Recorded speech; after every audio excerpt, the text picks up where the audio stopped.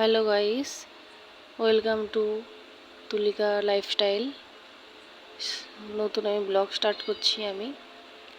সবাই কেমন আছো? আশা করি সবাই ভালো আছো, আমিও ভালো আছি। সকালে চা বিস্কুট নিয়ে চলে আসলাম। তারপর আমার মহারাজাকে আমি খাওয়াতে বসছি। সে টিভি ছাড়া খায় না, এই একটা ব্যাড হ্যাবিট।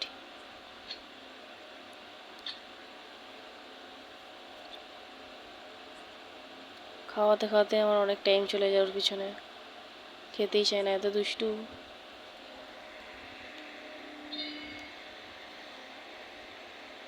খেলিয়ে খেলিয়ে খাওয়াতে হয়।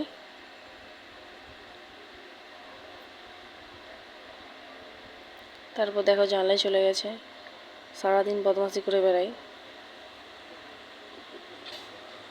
দেখো তোমাদের দাদাভাই আসছে জিম থেকে, ওর খাবার আমি এবার করবো, ডিম সিদ্ধ দুধ।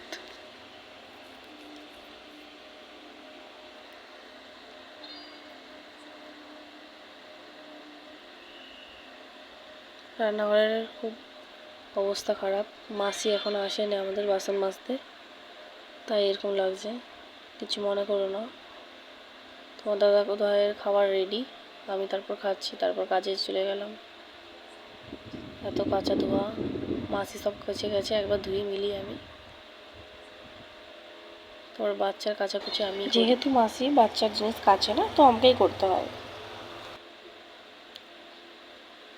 তারপর আমি স্নান করে চলে আসলাম, চুল টুল ছাড়িয়ে নিচ্ছি।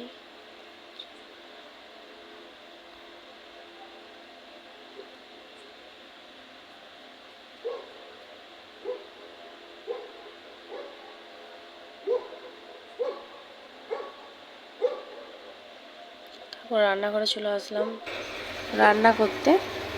রান্না বসানো হচ্ছে এবারে।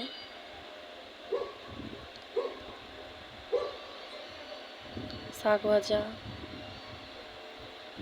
এরপর ডিমের তরকারি হবে, ডাল বসে দিয়েছি ওপাশে, দেখতে পাচ্ছ বন্ধুরা।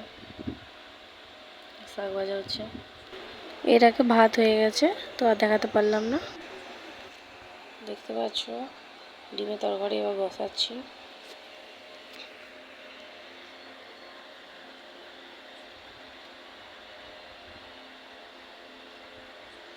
কুঁদরি ভাজাও হবে,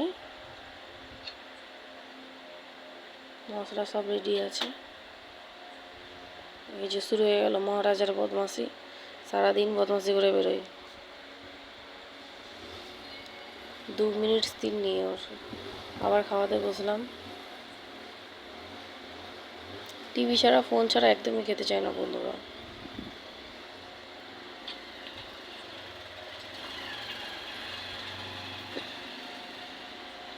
তারপর ঘুমিয়ে পড়লো, একা একাই ঘুমিয়ে পড়লো, এত টায়ার্ড হয়ে গেছে, সারাদিন এত বদমাশি করে।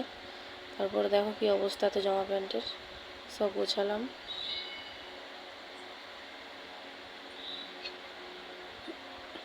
তারপর দেখতেই পাবে এত হাওয়া, এত সুন্দর, জানলাটা দাঁড়িয়েছিলাম। দেখো এটা